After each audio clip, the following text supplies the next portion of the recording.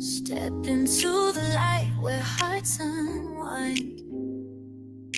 Conversations deep where love's defined. In the realm where truth takes the stage, Love Lounge opens up the page. Love Lounge, just take a dive into stories that keep love alive. Feel the pulse, hear the vibe. On Love Lounge we thrive. Whispers of wisdom in every word, connecting hearts that might have blurred. Feel the rhythm of every beat. Love Lounge, the place where souls meet. Love Lounge, just take a dive in the stories that keep love alive. Feel the pulse, hear the vibe. On Love Lounge we thrive. On Love Lounge we thrive. On Love Lounge we thrive. From passion's peak to tender care, journey with us, we share, we dare. A space for hearts to bear their truth. Love Lounge, bringing fresh roots. Love Lounge, just take a dive in stories that keep love alive. Feel the pulse, hear the vibe. Love Lounge, we thrive. Love Lounge, with fresh heart. Love Lounge, we thrive. On Love Lounge, we thrive.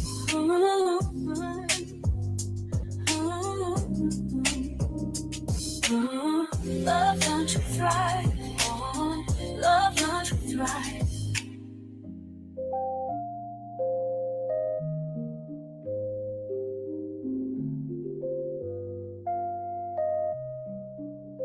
Love Lounge, just take a dive into stories that keep love alive. Feel the pulse, hear the vibe. On Love Lounge we thrive. Love Lounge, just take a dive. Stories that keep love alive. Feel the pulse, hear the vibe.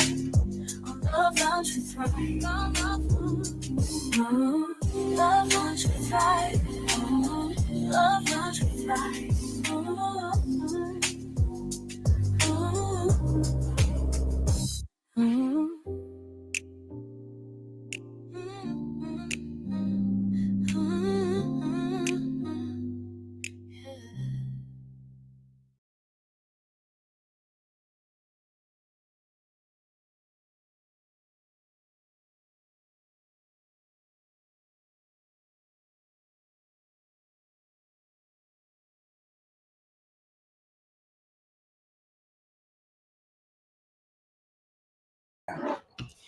So you didn't see the extra pair of glasses over here? No.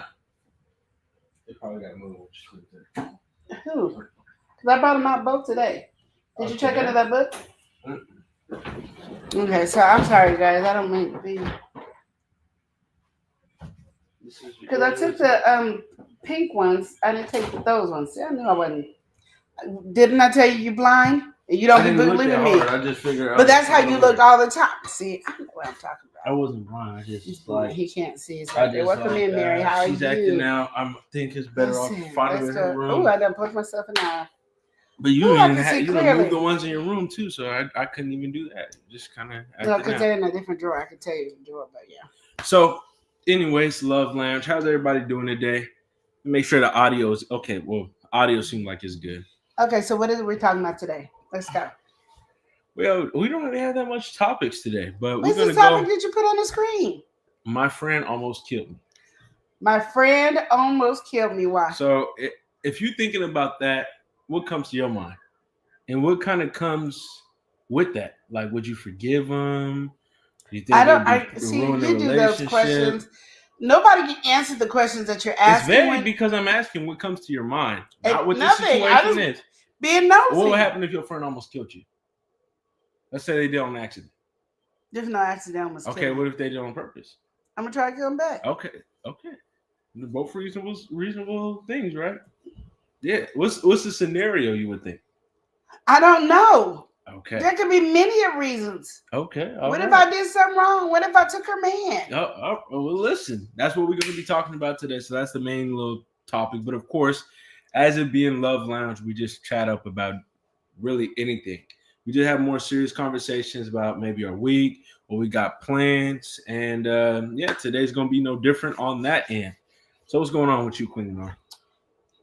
I'm fine. Waiting for this question that you're doing, but I guess we're gonna be waiting. We're gonna get into it. We're just starting here. So you was talking about some cuffing season and stuff before, Queen Nora. What's going on with that? You just heard about that? You just now? I heard it was cuffing season, and I didn't know if it was cupping or cuffing. Cuffing, like handcuff. Yeah. So cuffing season. I'm always in the cuffing season. Well, yeah, you 365 on that when you marry. That's not really a season for you. That's a season for single people. Well, we gotta welcome somebody in. I don't know. We've got Lena Doyle Crafting. What's going on, Lena? And yeah, why do you think it is cuffing season? Because my sister told me it's cuffing season. Yeah, no, I'm saying like out of all seasons, why do you think this is the time? Because it's cold. You want to be warm. Yeah. You want to cuddle up. Yeah, well, you think about it, it's the perfect times. All right, like we're at the end of the year. Because now you got to spend money on somebody. That's why. That's why people are trying to get cuffed. It's the end of the year. You got holidays, and then look at it this way, right? Hello, Charlene. You step into this November, December territory on, right? Valentine's Day is just February. So if you make it 4 months, you stepping into the month of love or as well on February, and boom. Hey, Marsha, it's just like you just get knocked, you just get boom, boom, boom. Okay. Combo, all the holidays. I just don't want to spend no money. Well, I was one of those girls though when I was dating that I didn't spend no money on no dude. Like you could get now. The only reason like any dude got any money out of me is they had to marry me. They had to say I do. So there's only 2 people that I've ever spent money on in my dating life. Like period. And that is Welcome in Thomas, the first husband to now the second husband. That's it. I don't buy. My cousin and my mom was very adamant on me not spending money on guys because they start using you and all that. So I didn't. And, nor did I ask for anything either. But, if you didn't give me anything, we weren't going to last long. Yeah. But, Lisa, what y'all up to? We just chatting right now, Lena. I'm trying to get to the question, and he's trying to get me all the way around the question when we know we're going to be on here for like at least an hour? Because then we can talk about everything else. But I'm ready to talk about what the day thing you gotta have a little something, a little chaser. Goodness. Y'all help me. A little chaser. But Lena, since you are so in a rush, we will get to it very soon. So we were just saying this whole cuffing season thing, holidays. Oh, yeah, I was just listening to somebody's perspective on that. They were saying how they feel, and this is an opinion. I want to know how you feel about it, Queen Nora, and everybody in the chat. Mm-hmm. It was this dude, right? And he said that the way that he could tell if a woman or didn't like him, or the way that you can tell is based on their reaction to you spending money. That's what he said. Like, what you mean? Their so reaction? He was saying, like, if they only messaging you and everything, telling you to buy something or do something like that, okay, don't do all that. If you are, of course, asking to go on a date, okay, you could pay. But if they're asking all of a sudden, because he's saying, like, it'd just be random people. They'll message talking about, oh, if you're really rocking with me, are you really going to be somebody I'm really in a relationship with? You should pay for my nails, my hair, my whatever. And they just meet. Yeah. You feel like, how you feel on that topic, Queen Nora? I'm not doing it. I never tell my sons don't mess with a chick like that. Like, my thing is, I understand you wanting a man to buy you something and spend money on you and doing all that stuff. I agree 100%.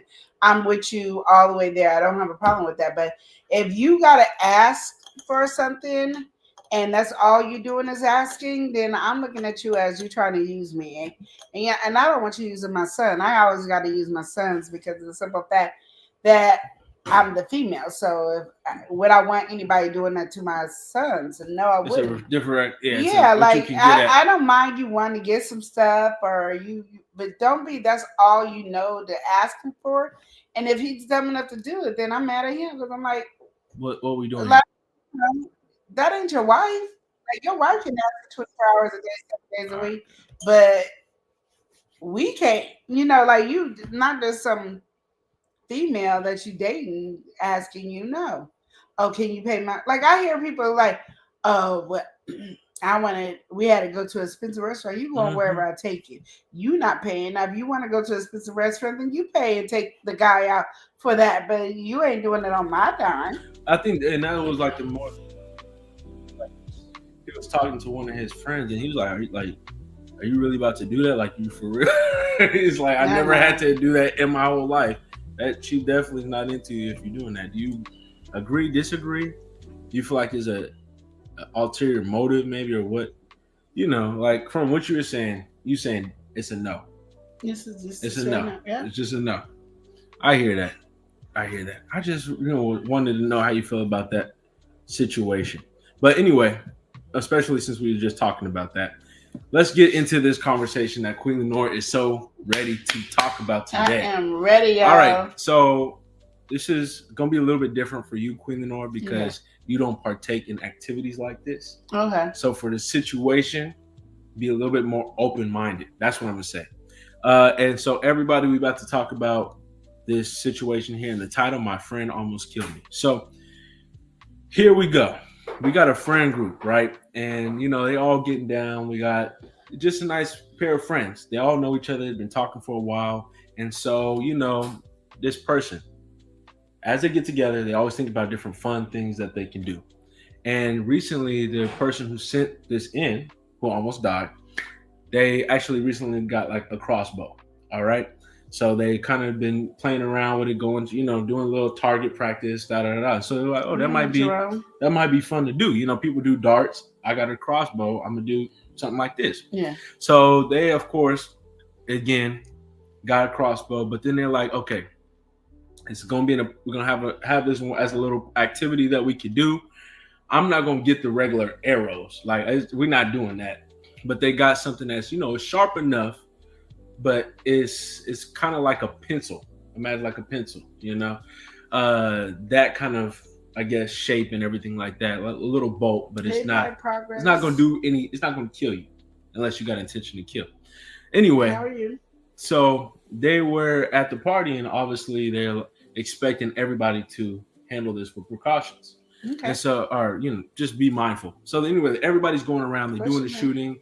Everybody's having fun. Everybody's participating and doing it in the game. Mm-hmm. Now, one of these people is just getting like more like one of the friends is just getting like careless, just carefree, moving around weird and everything like that. And the person who sent this in, they're cleaning up the aftermath. And so as they're doing it, the person shoots at them while they're trying to pick the stuff up at the targets. Oh. And almost hits them. Like it flies right next to them. Of course, this person is shocked and blows up on them. Yeah. X, Y, and Z. Everybody, they sense the tension. Everybody's kind of getting at them and everything like that. But this person wants to know, like, were they in the wrong for getting upset this way? Should they cut ties? They're thinking a whole lot of different things after this situation happened. So, what do you feel, Queen Lenore, about this? Okay. You had, somebody. Okay, go ahead. Okay, before we go to that one, this one said, do you think the mega churches should help more with food stamp crisis? That's a good one. We're going to. And they're saying where TD Jakes is at. I'm going to say literally, this is the thing that is really hard for me because I'm like on the wavering of both. Okay, one, should the church help with food? Yes. Okay, chat it up. Yeah, I don't care if you're a small church to a mega church like TD Jakes. Oof. Yes, they should help with food if they can. I feel like, that is what the church is for. Mm-hmm. I believe that. Also, excuse me.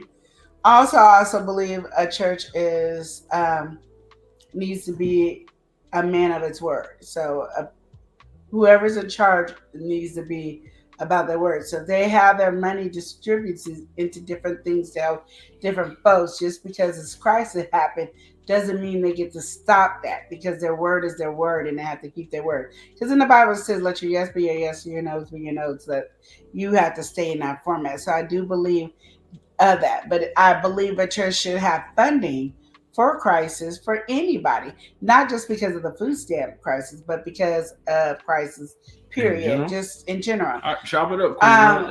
Should the church give people money to buy food? No.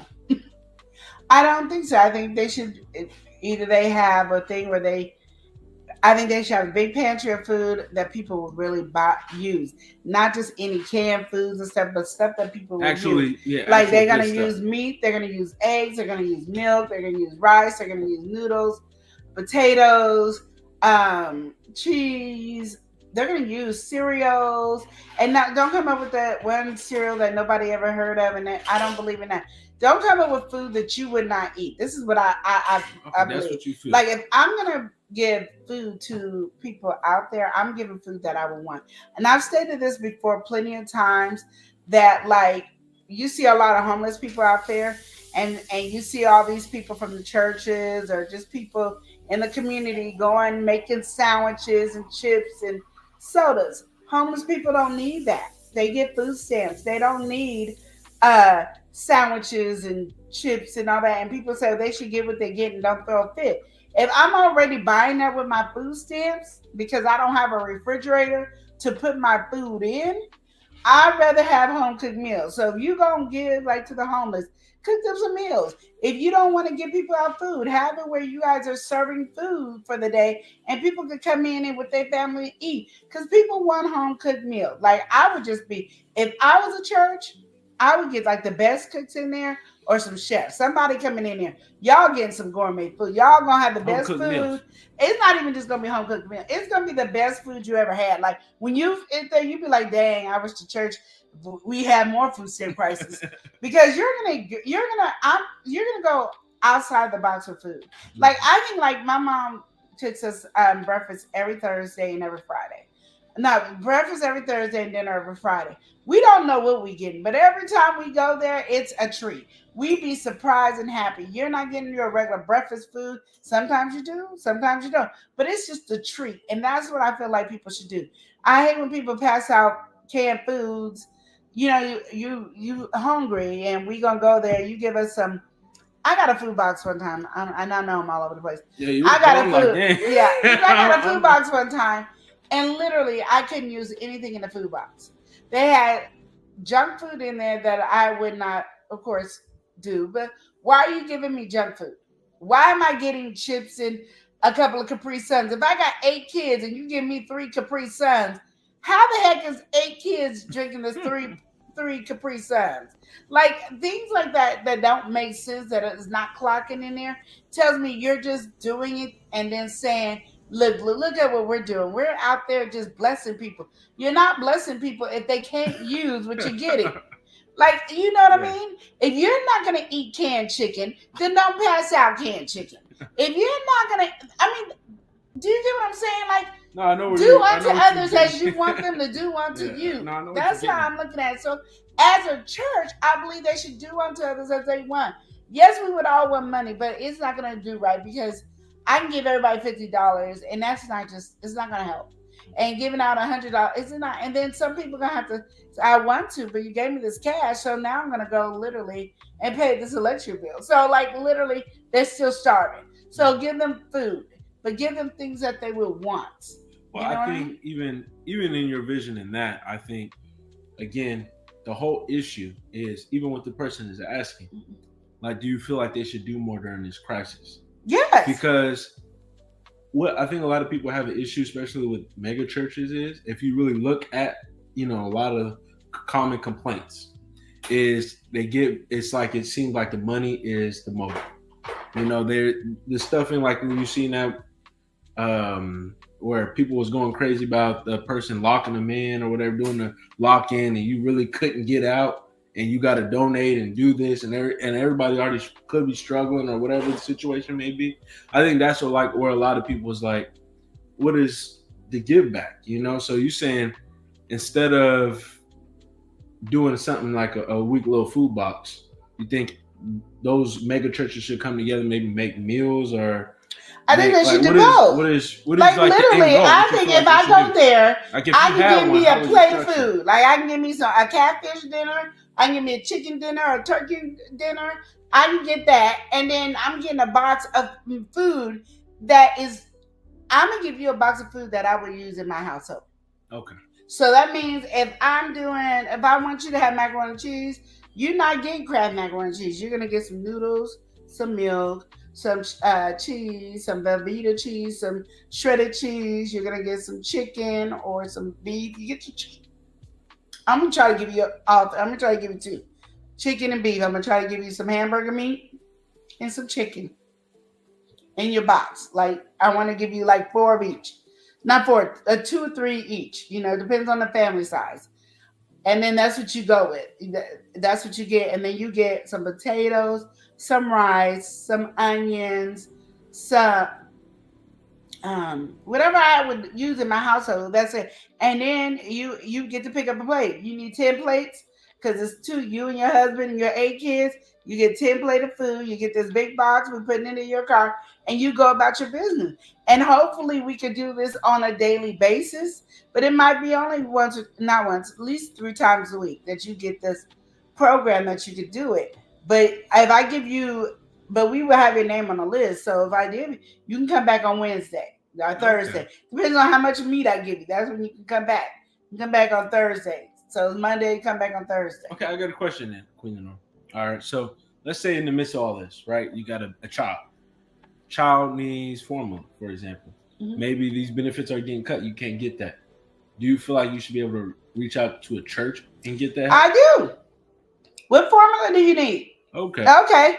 Sister so-and-so, you're on formula duty. Go to the store. Here's your budget. Formula duty. And then you buy all these formulas. I asked that because I seen like a YouTube video. I haven't watched it yet. Mm-hmm. But that was the concept of the video. The person saying, "Oh, I got a kid," and they are messaging a bunch of mega churches to see what the reception would be. And most likely, if they was able to make a video from it, it probably wasn't the best reception. There's people only make it if there's like a general, like a negative narrative. So, well, I don't like that either. So I don't like it if it has to be a negative thing. Yeah. All I'm saying is, literally, the church is supposed to be our safe ground where we can come and get help. But at the same time, you got to understand there's a lot of people out here that will use and misuse, which ruins it for everybody else. I'm trying to help, but then we got people who take advantage. So now they'll come, and then they'll have somebody else come, and then they'll have somebody else come, so then you're taking advantage of this situation where we're trying to help. Mm-hmm. But you're not the only person that we helping. We're helping everybody. Yeah. So if you're coming in to take advantage of it, I think that's where the problem is. Mm-hmm. Like, I look at it both ways. I look at it as if I was a person over a church, just a business standpoint. Yeah. And the person, if I do have a mega church, that means I'm paying way more money than a small church is paying. Understand that you're not paying the same bills as a small church. Definitely. And then you got to hire way more people. So as you might see this, it might not be what you think. And in our funding that we have for emergency may not be to help the whole 5-10 communities. I can help one community, maybe 2 communities. What's a figure that you would feel no matter what expense? Because like expenses, you can get pretty expensive, right? But what's a figure? Because mega churches do have a certain threshold. I don't know what that threshold is. But if you feel like, let's say you're making over, let's say 10 million, right? Mm-hmm. Say you're making 10 million, your church expenses is a million, maybe 2 million. And the rest we have for expansion, communities, outreach, whatever. Just church funding. And this is But it's not that simple, but I get what you're saying. Yeah, I'm saying simplifying it. What do you feel is a good threshold in terms of what they should be spending towards whatever there is in their emergency fund, their outreach fund? Okay. So the outreach fund is $2 million. That's what they spend. I don't think they need to dip in more for the $3 million to $4 million over at some other bill that's there. Okay. You know what I mean? If my outreach, because that's what I would do as GNC, I would be like, this is our threshold. This is what we have.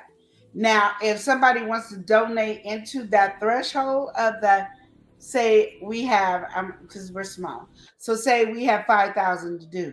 Now, if Eli want to pitch in 100, that now we got 5,100. Mm-hmm. And if Avi want to pitch in 400, now we got 5,500.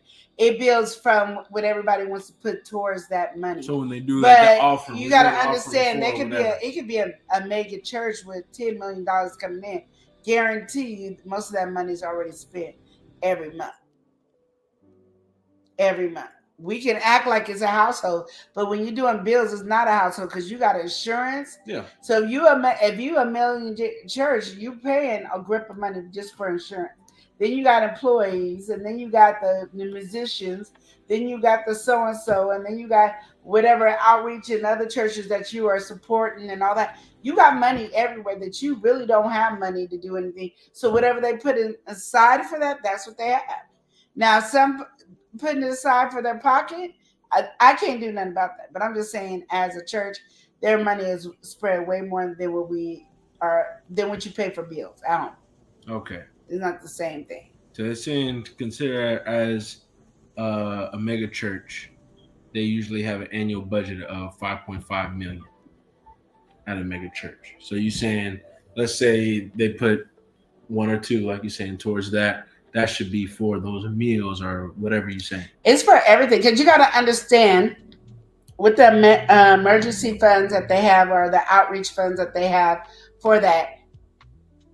That might say they put in $1 million every year, mm-hmm. or every month. I don't care. I don't know how you look at it. They put in $1 million every year. Yeah. People before the food stamp crisis came in, were already coming in because they needed help with their rent. Yeah, they needed help with electricity. They needed grocery. Yeah. So by the time they come in, that $1 million is not. Right now, we are at the end of the year. Mm-hmm. Do you think they still have $1 million in there? No. What if they only got 10,000? We in November. Yes, this is when the food stamp crisis came. This is in November. Yeah, it's also when holidays come, so you know. Yeah, and they're not helping it when they get donations for gifts and all that. So they're not helping with all the other stuff. And then there's all this other stuff for food. So because there's the food stamp crisis, they might not. You might think they have a lot of money in there, but they don't because that money is already budgeted out. And you're like, but the church is a place where you go to get help. Yes, but the church still is a foundation. I've had an argument because people talk about tithes and stuff. I have an argument because I'm like, you would not go to church if you were sitting outside on a cold stone. You had to sit on a rock. Yeah. You're not going to church. You're not going to church. So that be able to keep the church going, you got to have a nice place with comfortable seats, with electricity or AC. You got to have all that. That's what your funds are going towards. Certainly. And then you got to pay everybody that's there. That's putting it all together.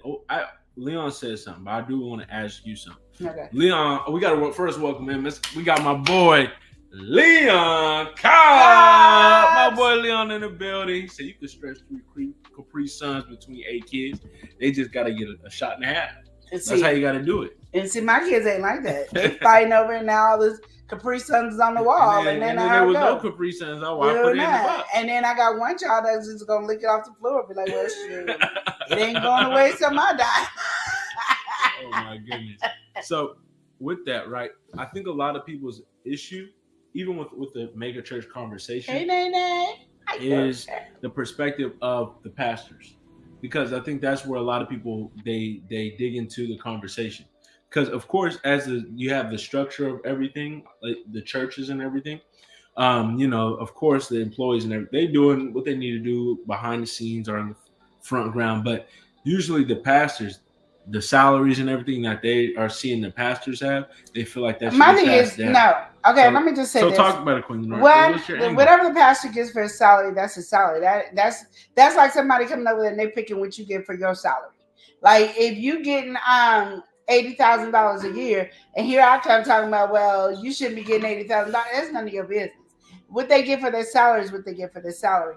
You can go, well, they're just stealing the money. There are some pastors out there that are stealing the money. And You got people who are all these where you donate. You see these animal commercials. You think all that money is going to those people? When you see the celebrities out there doing that, it's only 65 cents a day to help the little puppies.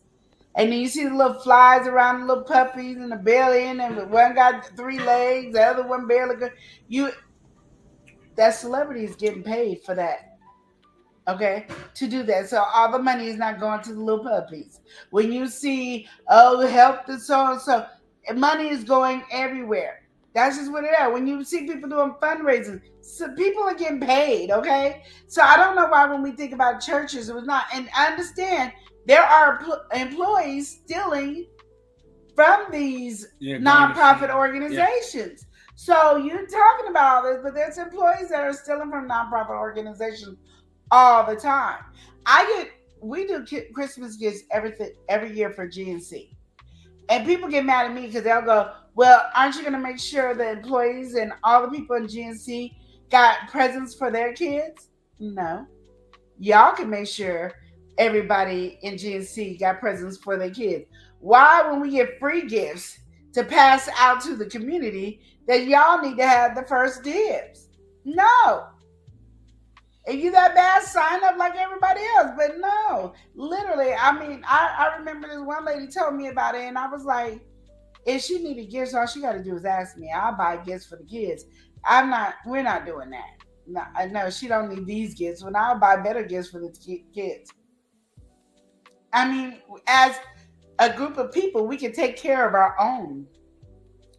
You know, that's just how it is. We can take care of our own. If I can't get gifts for my kids, I'm going to my community. And my community better rise up and give gifts. Like, hello. There's plenty of times I wasn't able to give my kids gifts. The school and everybody else had to come up and give my kids gifts. And you got to understand, I was late on getting gifts. So one time the teachers had to come together and they buy gifts for my kids. And I was like, thank you.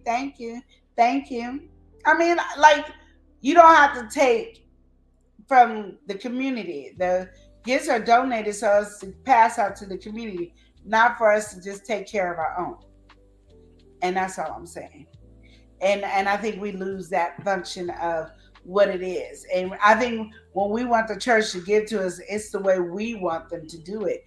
And it doesn't work like that. We still got to be held accountable for stuff. I know I hold myself accountable. Like, okay, we got all these toys, and then pretty soon I can start passing them out. I don't care. I'll be at my apartments passing out toys. That's just what we do. And I'm not holding, I can't withhold so I can give this to Sally too. No. And I don't understand why people are having such a hard time understanding that people got to do it the way they're doing it. And if there's churches that are pocketing the money, that's on them. That is not on you.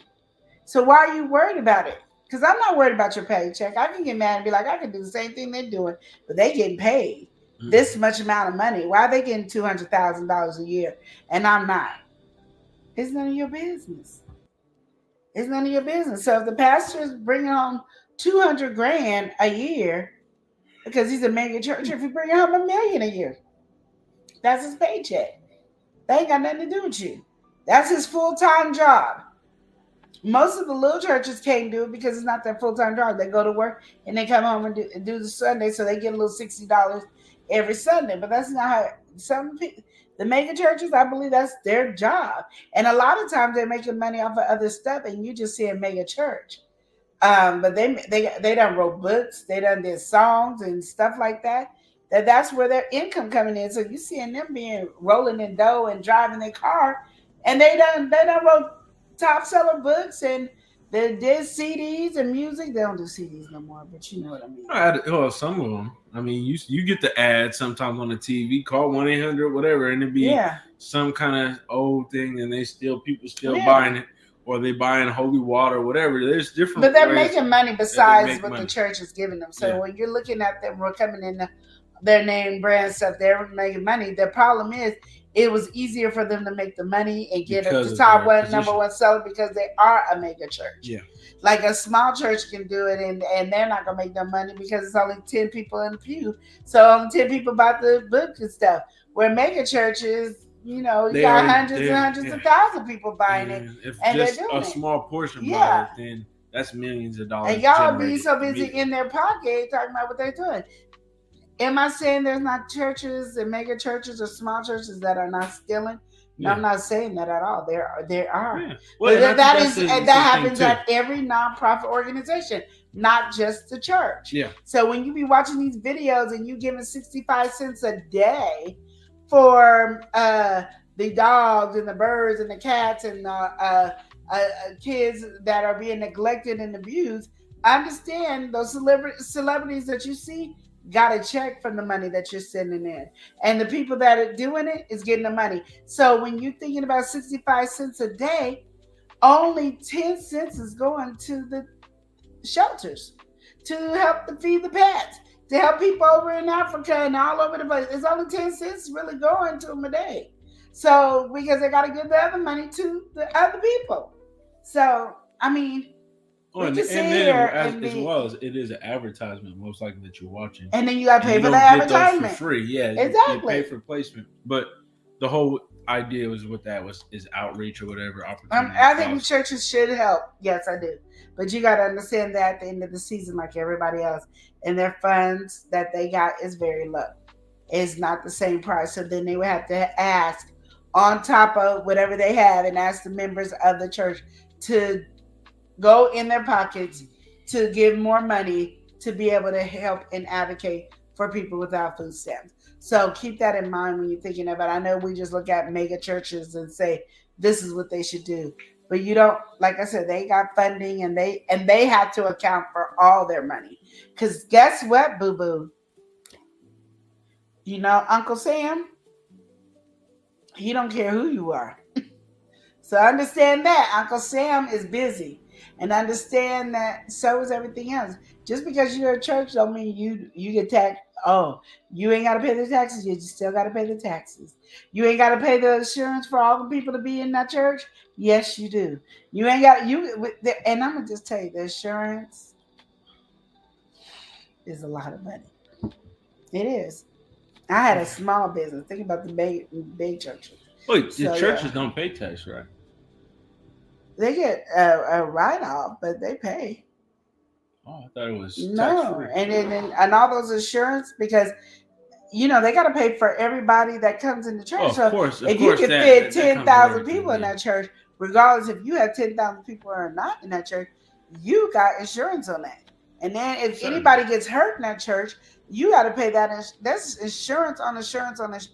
There's about 5 or 6, 7, 8 insurances that you would probably have to pay for, just to make sure that the church is covered. You got to pay for the parking lot area, all that. Just so we can't say like owning a church is the easiest thing to do, especially building up a mega church. Just because everybody would be doing it. Yeah, everybody would be doing it. Yeah, just because it's non-profit doesn't mean anything. We have a small non-profit organization, and every time we do a play or production, we have to pay these insurance, and they want a certain amount depending on how big the church is. I mean, how big the venue is.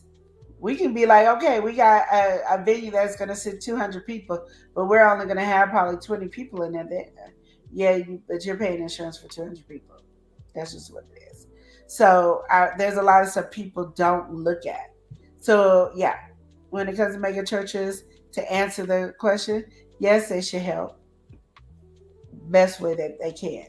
And no, we should not be in their pockets talking about how they should help, because we don't know what they've been doing. And nobody ever advertises what churches do that are great out there in the community and all the help that they give. Nobody's talking about that. They only talk about the negative. So there's a lot of positive things that churches do. Welcome in, TS. T. Scott. There's a lot of things that they do that we're not seeing, but you only hear about the negative. And because they're not doing what people want them to do, then they're not really helping with the food stamp crisis, which I don't know about all the other states, but No, there really is no food stamp crisis here in Oregon. Yeah, no. We got all our food stamps. Other states though, and even there's conversation that they might take it back. Take what back? The stamps. How they gonna take it back when you already gave it to them? I know. They already spent. Well, because it was provided by the state, but but how you taking it back? That's the conversation right now. What's wrong with your thumb? This? How did you do that? The door. You don't remember that? No. When she closed the door? Oh. Yeah. Oh, she did it hard. Yeah. Oh. Next subject.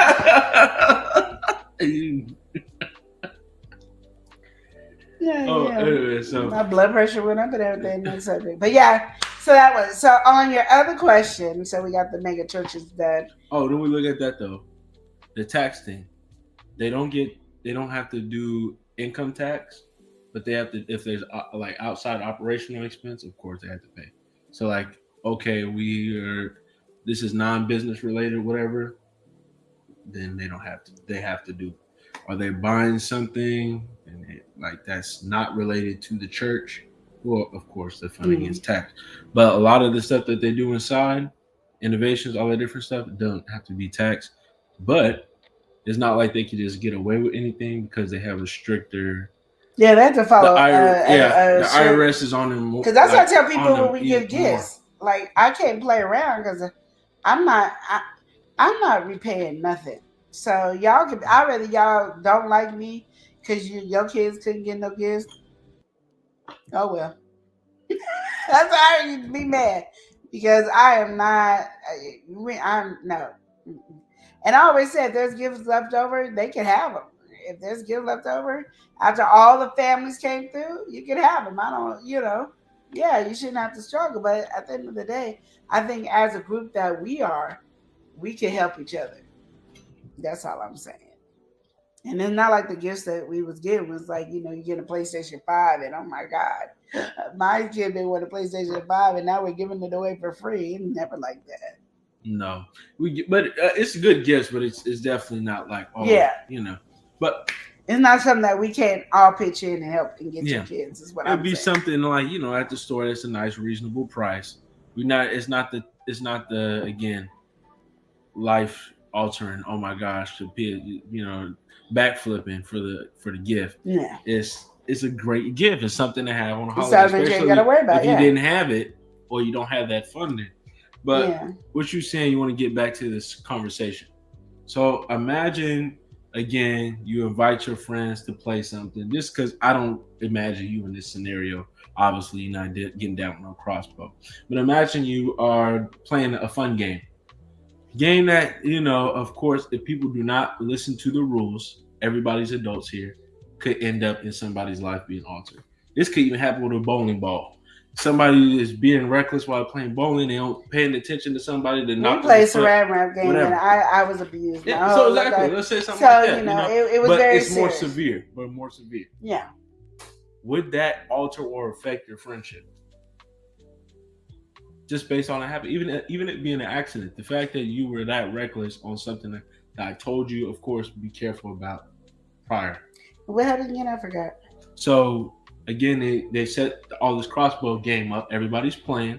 And, of course, they're picking the stuff up. And the person is being careless, just generally showing they're careless, but also goes to the further extent by shooting it off while they're collecting and narrowly misses their head. I know, I'm cussing. And that's what happened. But do you feel like the friendship at that point is confiscated? Do you like your lack of safety? I don't know if the friendship is confiscated.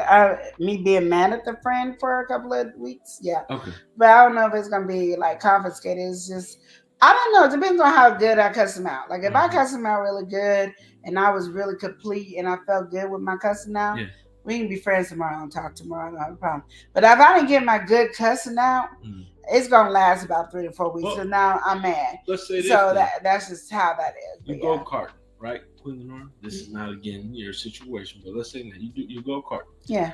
And the person again, they get everybody knows how to handle themselves. and this person Hey, everybody. does something reckless. Let's say they bump into you type of way, whatever it is, but it makes you spin out, and you could have. It's the same. It's a cut. I'm cussing. It's the same. My thing is, I guess this is where I'm at because to me, you just want me to be mad at the person in the friendship because you're trying to find ways for me to be mad and end the friendship. I'm not going to end the friendship over this. Long as if we friends like we're supposed to, and I cuss you out the way I need to cuss you out, and I feel better after I cuss you out, we cool. That's the end of the conversation. And then if I didn't get to cuss you out the way I need to, it's going to take me a little longer to heal, just because I didn't get to let you have it the way I needed you to have it. That's all. But my thing is, I would just tell you, in the whole general aspect is, would we ever be able to play those games together again? No. So that's does it end the friendship? No. But will we ever play crossbow, car racing, whatever you just said? No. And you feel, would you feel safe around this person still doing that? Don't have nothing to do with these safety. Excuse me. What does it have to do with safety? The person was just having too much fun. Bringing this in is coming with those things. I think you're just looking into it too much, and apparently you didn't like the person in the beginning. You're looking too much in it. Some people just get reckless. You play your game, and you have fun. It's like saying, "Oh, we drinking," and then they drinking, and we got in a fight, and so I'm not ever talking. I just know we can't drink together anymore because you're violent when you drink. I'm not doing it, and that's just what it is. If we take everything seriously, you ain't gonna never have no friends. And I don't take everything that serious, and I don't have no friends now. But just imagine if I did. My friends are all on YT. I don't have no. You're acting out now. But I get. Nobody like me, but I'm just saying, like, that would not end our friendship. Mm-hmm. Would it put a strain for a few? Yes, it probably would put a strain for a few. But my thing is, I will never play crossbow with you anymore. You'll never get down. I would never play anything like that with you anymore. I just wouldn't because, one, you're too competitive or you're too careless. Yeah. But my thing is, this is where I'm going to say to the person that wrote in. Okay, chop it up then. That must not have been a real friend, so you must be talking about an associate. Because my thing is, if that was a friend, you already knew not to give them a crossbow to play with. Mm-hmm. Like, there's some friends I'm like, Like, okay, I got 3 kids. I ain't trusting my 2 boys with a crossbow to play a game with me. Because they going to want to tease you and want to point. My one middle child, he just going to just be buck wild with it and just have a good day. That's just what he going to do. My older one, he going to be bullying you with the crossbow. So I'm never playing crossbow with them 2 ever. Those are my babies and I love them.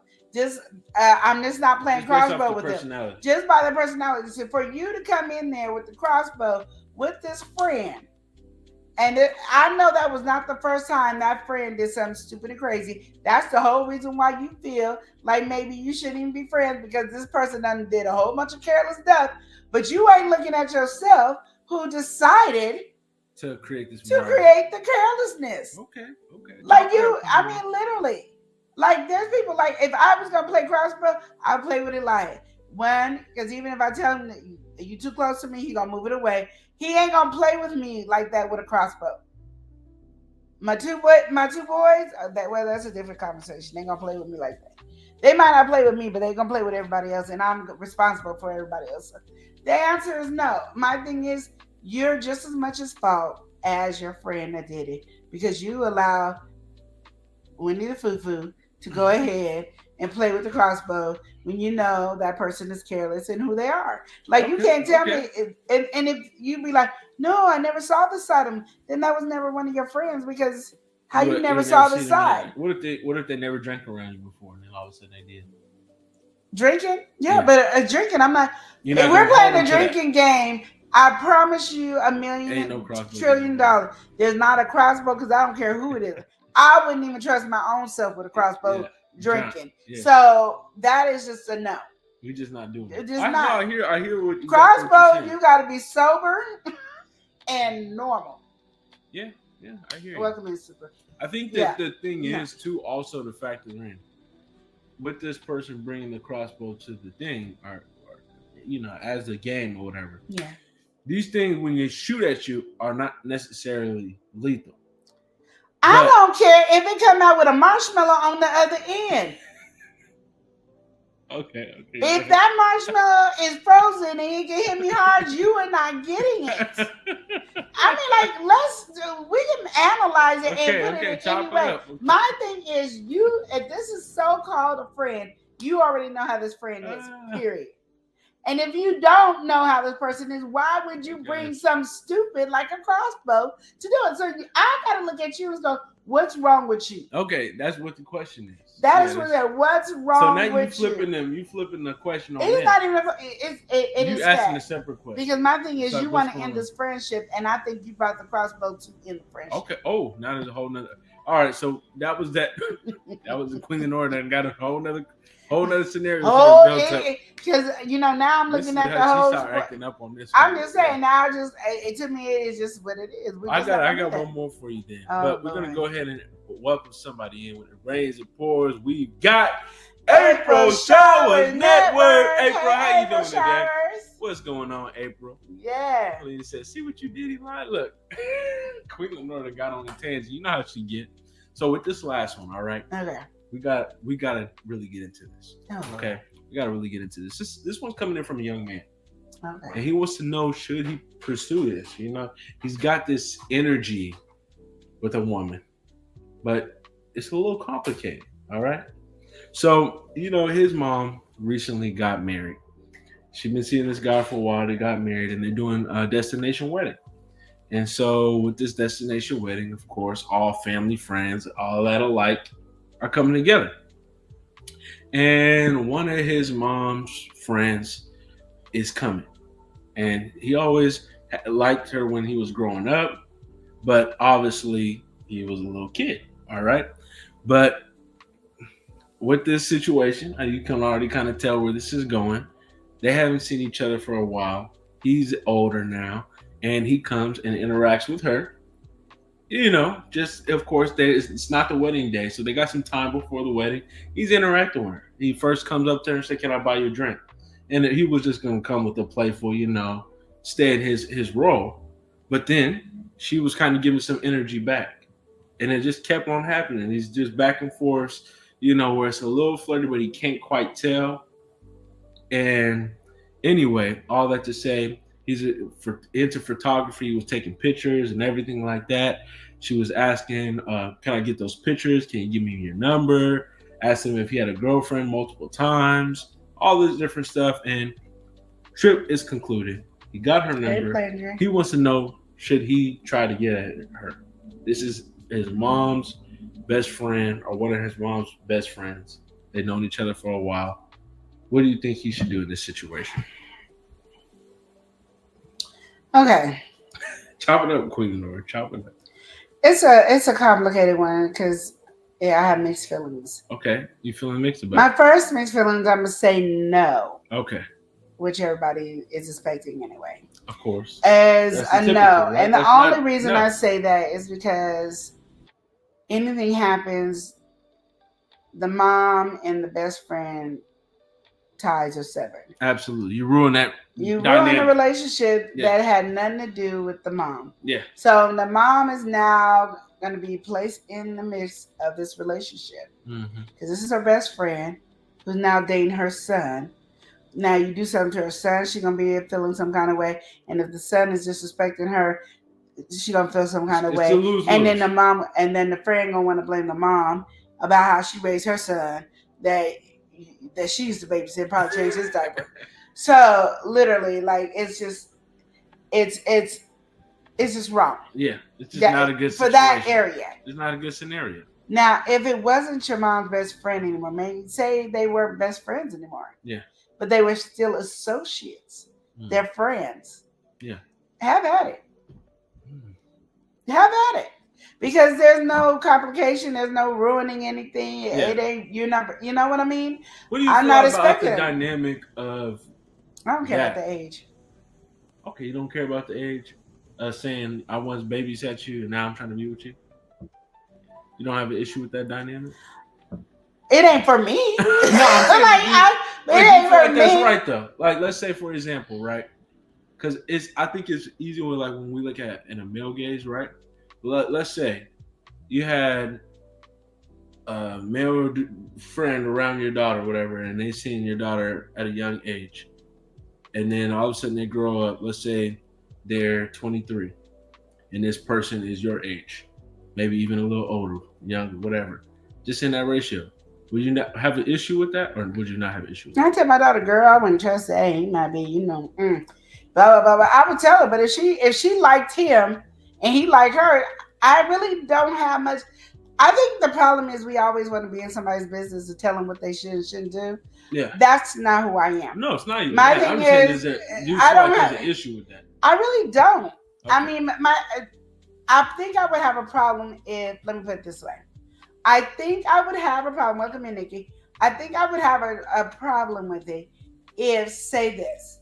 Here it goes. The dude, Joe, he my best friend. Yeah. And he been around my child since I gave birth. Yeah. And he babysat and all this all the way. And now she's 20. He been in her life the whole time. There ain't been no spaces. Oh, so spaces matter, is what you're saying. Yeah, space matter.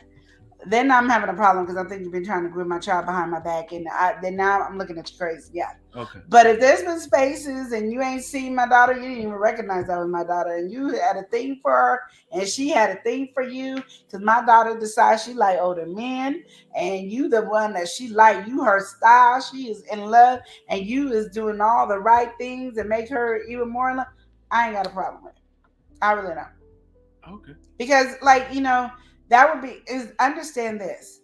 If my daughter likes older gentlemen, regardless if it's my friend Joe, to if it's Frank down the street, it's still gonna be older. Yeah. Just because you saw her when she was a baby and didn't see her no more.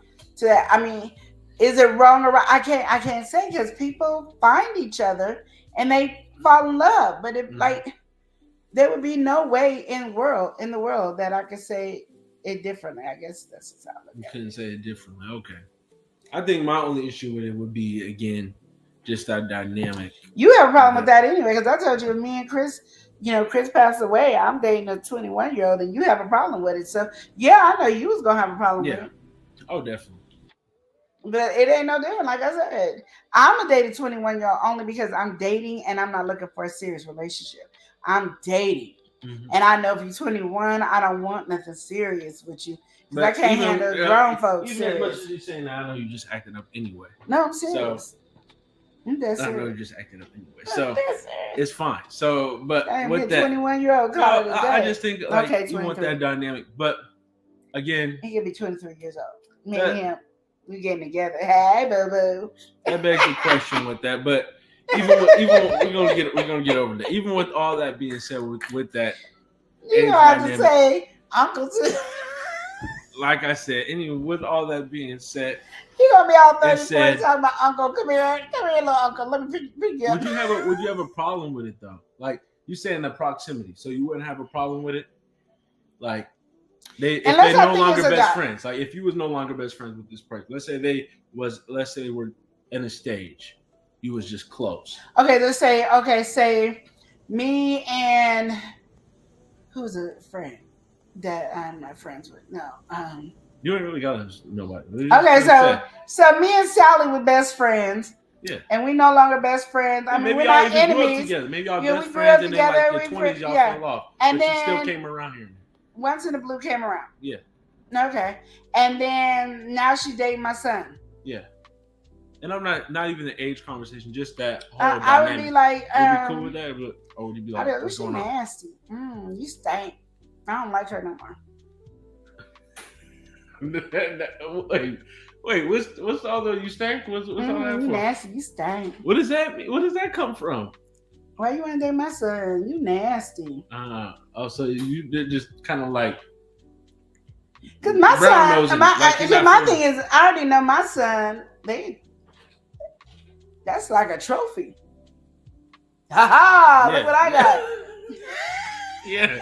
What it is anyway? It is. And then I gotta sit there and look at them because I don't try to be in their business, and I'm like, oh, Mom, I'm gonna get your friend Sally. That's the one. And I'm gonna be like, if you you get that little trick, you get her then, because I ain't gonna like her. Mom, don't be doing that. Don't be doing that, Mom. Don't be doing. That's ain't hoe. Okay. So you would have an issue with that, like, even as like a relation, like as they knew you, and then now they don't want to get with your child. Yeah, and unless that person always date younger guys. You know what I mean? Yeah. Like if I know Sally and Sally always date your son though. That's what I was thinking. Because my son is fine. Yeah, but still, you ain't got no. But you ain't got to talk about like, oh, what's going like? Why I got to be my son? You know, like you do stuff like that. Like I have a friend. Okay, let me say, I had this one friend. Mm-hmm. She saw Antonio when he was little. Yeah. But I ain't talked to her. I ain't seen her nothing. And he come home and be like, Mom, I'm messing with this woman. She old. She your age. And I'm going to go, what you got? I'm old. Don't be saying I'm old. We're going to laugh and do all that. And then, she said she knew she used to be your friend. Who? So-and-so. Ooh, I don't know no so-and-so. She said it was back in the day, Mom. So she's like, really? And you got it? And you know, she was probably stanky then too. But, you know, hey, if you got it, you got it. That's how it would be. Okay. But if you were around my child while they were growing up, even if you were just in and out, you'll stay home. You nasty. Mm-hmm. And I'm looking at you like this every time you come over. You matter of fact, you can't even come over. He can't bring you to my house because it ain't gonna be nice. Nor would my son want to bring you to my house because he knows I'm not gonna be nice. Yeah. Unless he already hit it and quit it, and then he'll bring it over because he don't care. No, I just wanted to know because there's a different thing. And, you know, the main dilemma, of course, is with this situation is because they was best friends anyway. So and that's the thing, best friends. Ruin everything like that. That means my child was calling you auntie. And so my child's calling you auntie, you nasty incester. Mm-hmm. You know how I was thinking about you with my daughter. Now you're just acting out. This is why I can't be on live with you. This is why I can't. This is why I can't talk. This is why. Because you just I'm with you on one moment, and then you just go left field, and we just lose the whole conversation. Oh, we lost the whole conversation. I thought we was right here. You just batting out of field with that one. You lost. We weren't agreeing. No, we're not agreeing no more. We're not seeing eye to eye. No, my eye going here, your eye going. We're not seeing eye to eye no more. We're not on the same page. You're on a whole different chapter. Really? Matter of fact, you might be in a whole different book now. We was cool. We was on. Yeah, we was. We was a couple pages away with a little bit. Now we're on a whole different book. So we're not even agreeing to talk to each other. I don't know what's going on right now. I don't even know what's happening. I was just saying, you know. No, I don't know what you was just saying. You don't think that's the same thing? It's definitely not the same thing. It's definitely not. How's it not the same thing? You've known Aubrey her whole life. Yeah. That's reasonable. No, I'm gonna say that. Okay, that's reasonable. It's reasonable because you're doing it. No, I'm not even saying that. I'm saying that's reasonable, right? For that conversation that you're coming with. But I think to even add that degree of the older, like, you know, that so elder role. What if you decided, you say you weren't married to my daughter? Yeah. And you never had a thing for my daughter. Let's just say that. Yeah. And one of the auntie T's, you and one of the auntie T's got in a relationship. Who is it? It's only two auntie T's, so. Me? Yeah, you. I'm talking about you. Oh no. I'm not saying. I'm just saying if you were into older women and that's the one you was like, ooh, I like you, sexy, you looking good. Can I buy you a drink? We no longer auntie and nephew. I'm a man now. I think we might have to get off alive on this conversation here. I think we might have to get off. That's what they say when they got in. I'm a man now. I think we can have too much fun on this line. And I think and then she like, boy, stop it. She like, boy, stop it. And you like, no. I ain't no boy no more. I'm a man. I ain't no boy no more. I'm a man. Me and you. And then in the background play, just me.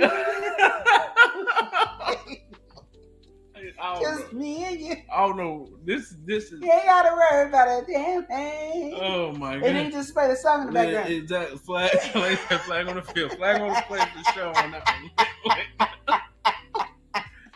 Oh my! And then and all of a sudden you smooth talked her into being in a relationship. She wasn't even thinking about you, but you woken up something in her that wasn't there before, and now she's like, whoo. Here's the thing, right? Let me say this. You don't like it when it's him. No, it's not even saying okay, that. Go ahead. Like, let's say I'm on a prowl for an older woman. Let's say on the prowl. It's cougar season. No, I'm not even saying you're on the prowl for an older one. I'm saying you always liked her, but you kept it undercover. Now you're a man. You ain't seen Auntie T in a while. You saw her at a club or at a bar, and you was like, "Is that her? Oh, let me go over there and this is my time to shoot my game." Hey, how you doing? And then you don't even call her Auntie T no more. You say, "Hey T, can I buy you a drink?" Not the voice too. Yeah, you gotta change the voice. And then she's like, "Yeah, sure, yeah, no problem." I know you like the so-and-so drink. Oh, boy, I don't even drink that drink no more. I done changed and I drink so-and-so. I know with this acting skill and then you go, as you changed, I've changed too. Oh, now you're trying to use the wordplay with it. I'm not a little boy. What's the key word? You gotta say the big line right now. You know you want to say it. Just go ahead and say it. I'm not the boy no more. I'm not what follows after that one? I gotta change that because now you expect it. Hold on. I'm not a boy anymore. But you know what? I'm mature. No, don't hit like this. I know, but you want it. So too bad you're not getting it. Don't hit like that. It's too bad you're not getting it because you want it. I'm mature. But I'm mature enough for you. Okay, so that's then what you touch your hand, and then you stop. So no. Aside from this not ain't working, no real man has stepped up, and I want to take place. Oh. Please stop playing with me. Stop playing with me, boy. I'm about to tell your mama. You tell her. She knows. Oh, damn. I'm a grown man. There you go. There you go. And I'm man enough for you.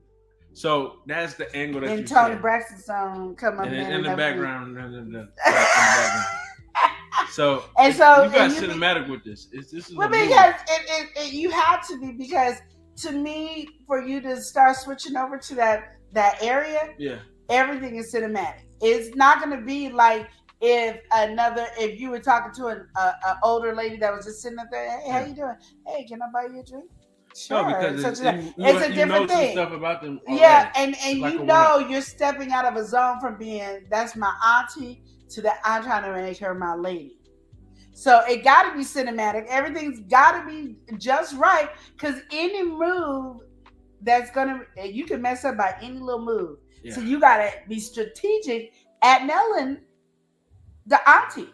Yeah. And then I don't know how you're going to introduce auntie to mom, because mom going to be like, what the hell? What the?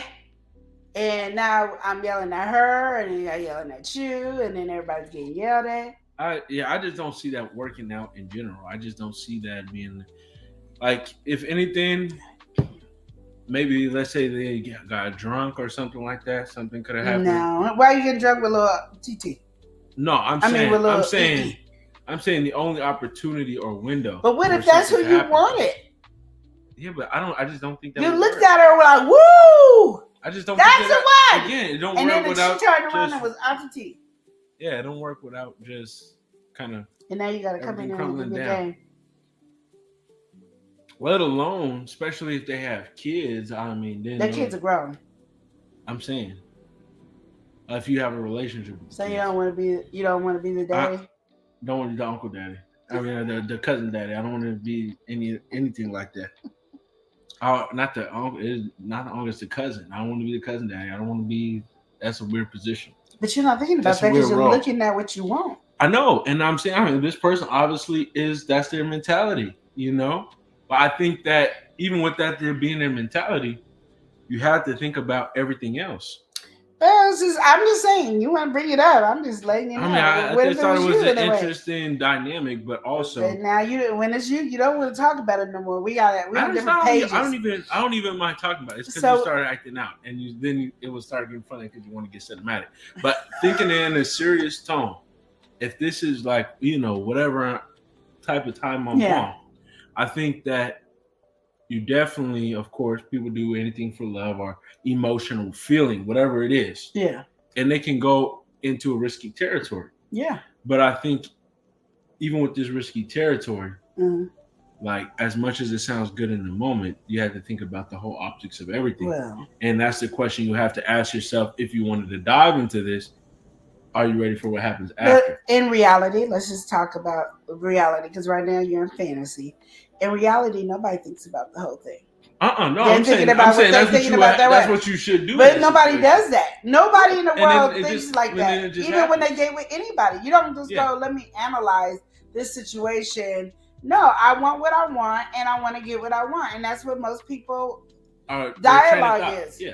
And they're not thinking, well, if I do this, this could mess up the dynamic of this relationship with them people. And then what you do is you talk yourself out of it. Well, me and this person got going on don't really have nothing to do with them. So why should they care and be in my business? I'm grown. I should be able to make my own decisions of what I want. So then all that analyzing you did, you already negated because you already want what you want. That's just how it is. You want a different page, ain't nobody in the fantasy world of let me think this clearly and do the thing the right way. Nobody does that. No, that's true. So, and like I said, it's going to be and it has to be that cinematic. Anytime, you can ask anybody who's dating somebody that they knew or helped raise or was around or anything.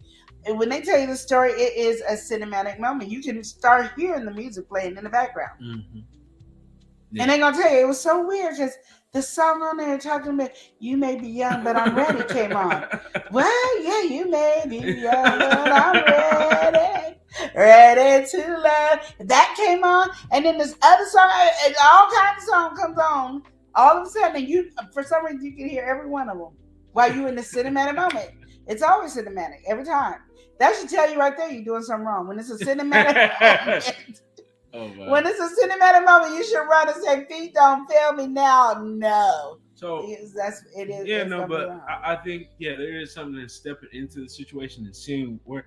And again, I mean, for all the feelings or whatever it is, the only issue would be the aftermath. Him feeling whatever type of way, whatever it is not necessarily the issue. Now her, I mean, however way you look or envision her knowing him or maybe whatever. That's why it's always secret lovers. Because she don't want nobody to know, so she gonna tell you, don't tell your mama. Yeah. Don't tell the so-and-so. And everybody gonna tell you not to tell me because I don't know how to keep my mouth quiet. I'm gonna really speak my mind. So everybody gonna say, don't tell Lenora. I don't care who it is. If they know me, they gonna tell you, don't tell Lenora. Even if your mom agrees, she'd be like, don't tell Lenora. Because my mouth is going. So there's always going to be that secret lover. Yeah. Because she's not going to want nobody to know. Well, I think, that's kind of, typical for the situation. Well, and I think that just kind of, again, that's one of those things. It is what it is. And that's what I'm saying. Yeah. So you got to look at it. But yeah. But to tell me how I'm going to feel about it, it just really depends. I'm going to think anybody messing with any of my kids, I'm just gonna think something delulu with them. That's just what it is. Because because they're my kids, I don't see them being mature enough to handle a grown woman. Yeah, especially with the big age gap like that. And then I think we already also, like me and Chris is the same age, and they already they already say I'm older in maturity than he is because he's a guy. Yeah, so now you up here with my young kid. And that's a complete. That's 21 years old. Talking about relationship, yeah. Or 22. Talking about this is the one because he mature, and I'm looking at my child like, where is he mature enough to be with somebody my age? You know what I mean? Yeah. So then that's where we have a problem. So now I think he's delulu, and I'm be like, I knew you were slow. Okay. I knew something was wrong with you. I knew you called everything wasn't quite wrapped the way it was supposed to be wrapped. That and it's not to talk about him. It's just like it's just left field. Yeah, that doesn't even make sense. Like, remember him? Mm-hmm. Like, not remember him. You don't remember what he did such and such and such? You don't remember he was playing basketball? Yeah. Playing baseball, running around playing soccer. Yeah. You don't remember he was putting the puzzle piece together? Yeah. You don't remember he was drinking milk? You don't remember all that? Don't remember he was eating cereal? Yeah. Eating spaghetti. Remember when he was putting Cheerios up his nose?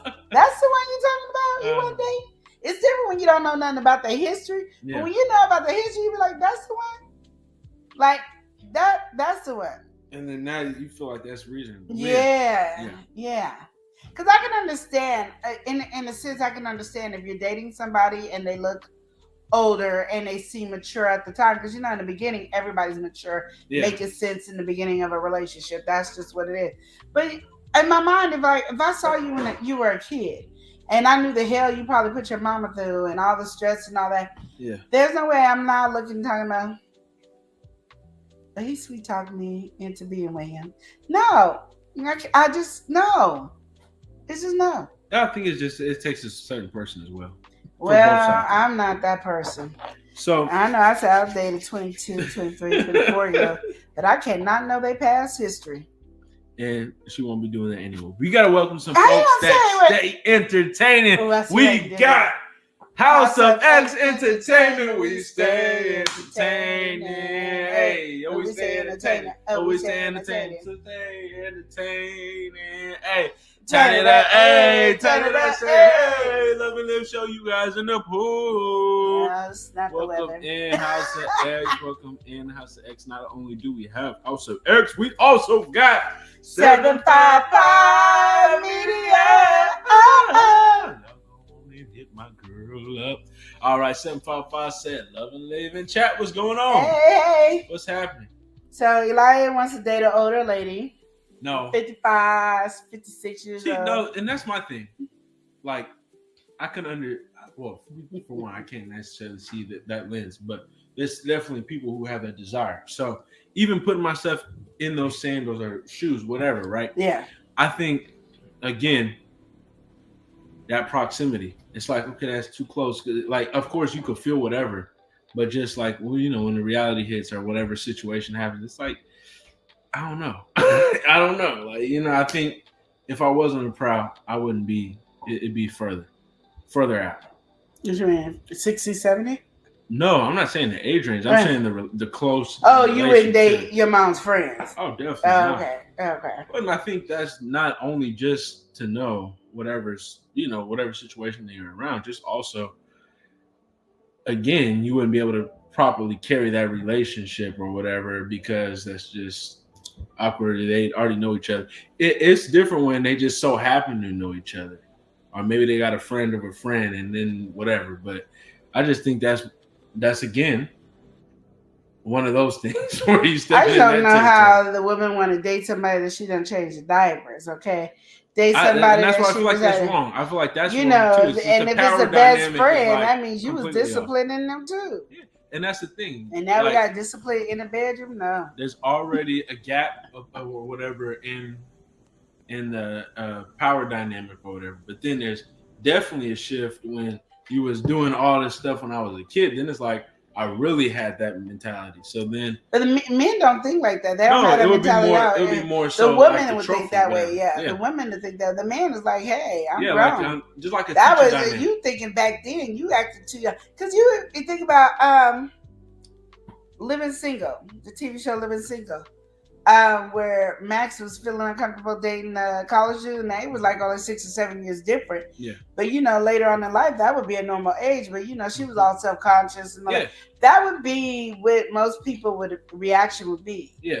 They would be like, "Oh," and they don't even know the parents. Mm-hmm. So just to say I know the parents, that's a totally different thing. Kind of be how it is. I mean, because when you think about it, when you really think about it, like the whole reason people got an issue, let's say I guess with kids and a teacher, It's just a dynamic. Like if that was your actual teacher, that's another whole different story. Yeah. That ain't even the same thing. You teach him right now.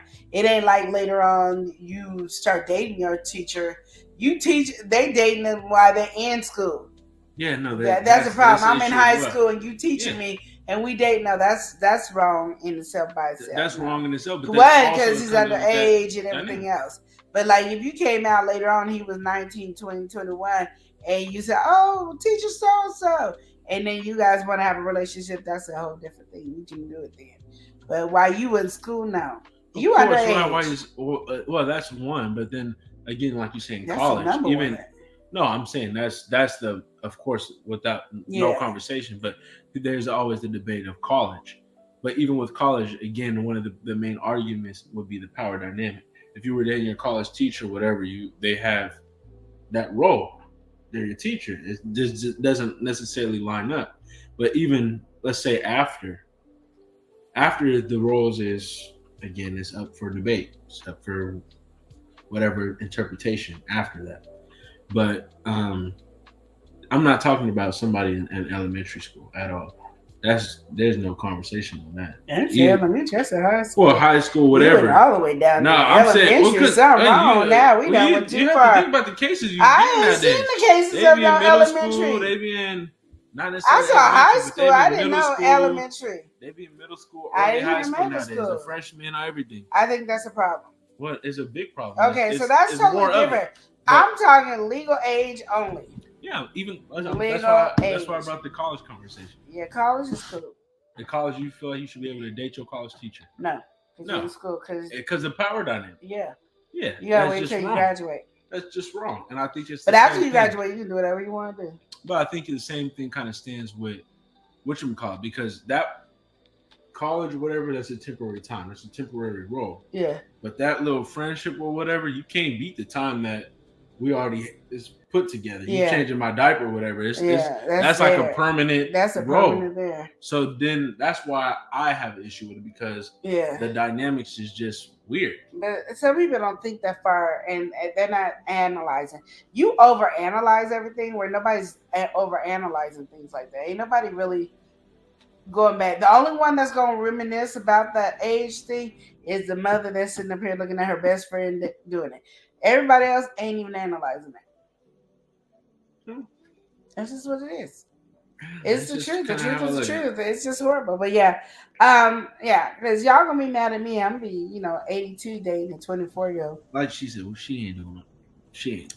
But I'm gonna be like, hey. She ain't doing it. Hey, Professor Ogilvy. Yeah, she ain't doing all that. But that's that conversation. I thought we had a good conversation. Yeah, those was a good conversation. We had 3 good topics. One for the question that came over here was really great. Yeah. And then these 2 crazy questions, and I'm done for the day. That's how you said it. So anyway, y'all, we had a good time here. We're going to go ahead and close out by saying, remember to love and live each day as if it were your last. Thank y'all so much for watching. Y'all take care and have a good one.